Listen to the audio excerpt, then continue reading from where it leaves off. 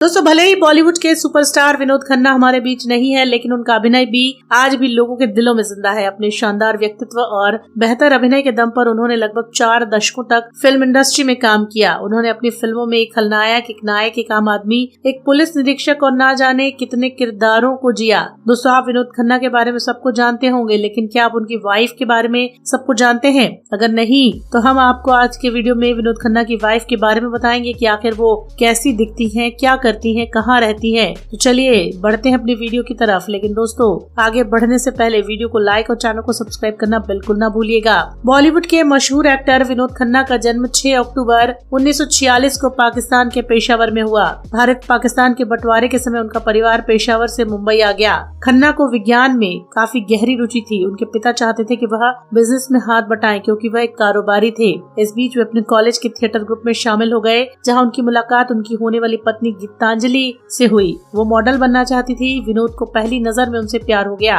जल्द ही वे एक दूसरे को डेट करने लगे। ये वही समय था जब विनोद खन्ना को निर्माता निर्देशक सुनील दत्त ने देखा। इसी समय सुनील दत्त उन्हें मन का मीत नामक एक फिल्म ऑफर कर चुके थे। विनोद ने इस फिल्म के साथ 1968 में अपनी पहली शुरुआत की और धीरे धीरे वे बॉलीवुड के दिग्गज अभिनेताओं में शुमार हो गए। पहली बार पर्दे पर आने के बाद उन्हें 15 फिल्मों का कॉन्ट्रैक्ट मिल चुका था। खन्ना जब अपने करियर के पीक पर थे तो उन्होंने साल 1971 में कॉलेज की दोस्त गीतांजलि से शादी कर ली और 1975 में 2 बेटे राहुल और अक्षय खन्ना हो गए। इनका परिवार व्यवस्थित तरीके से ही चल रहा था। विनोद खन्ना रविवार को काम नहीं करते थे। वे अपनी पत्नी और बच्चों के साथ समय बिताना चाहते थे और वे अपनी पत्नी और बच्चों के प्रति वफादार भी रहे। इसी बीच विनोद खन्ना के मन में संन्यास का ख्याल आया। इसकी तलाश में खन्ना का ओशो के आश्रम की ओर रुख हो गया, लेकिन ये इनके जीवन का सबसे खराब दौर था। आध्यात्मिक परिवर्तन से परिवार के लिए बनाया सब कुछ बेकार हो गया। 2002 में विनोद खन्ना ने बताया कि कैसे धन और प्रसिद्धि होने के बावजूद वे हमेशा के लिए असहज फील करते थे। वो कुछ खोज रहे थे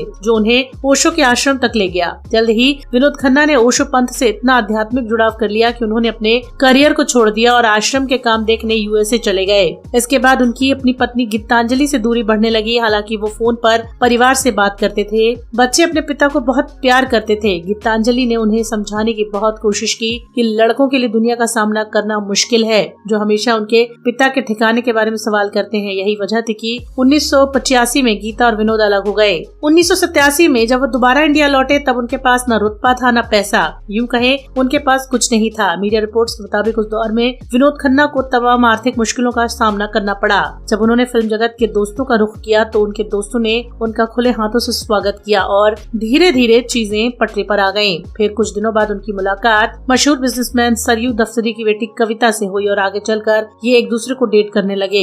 मई 1990 में विनोद खन्ना ने अपनी उम्र से 16 साल छोटी कविता से शादी का ऐलान कर दिया और सबको चौंका दिया। इस कपल के घर में जल्द ही बेटे साक्षी और बेटी श्रद्धा का जन्म हुआ।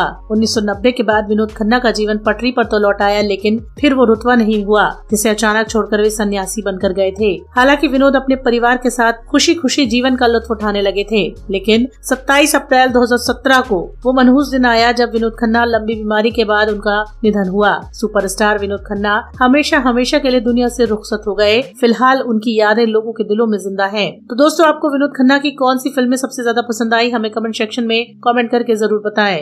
और दोस्तों अगर वीडियो अच्छी लगी हो तो इसे लाइक करें, अपने दोस्तों के साथ शेयर करें। अगर आप हमारे चैनल पर नए हैं तो जल्द से जल्द हमारे चैनल को सब्सक्राइब जरूर कर लें, ताकि हमारी और भी इसी तरह की इंटरेस्टिंग वीडियोस आपको देखने के लिए मिलती रहे सबसे पहले। धन्यवाद।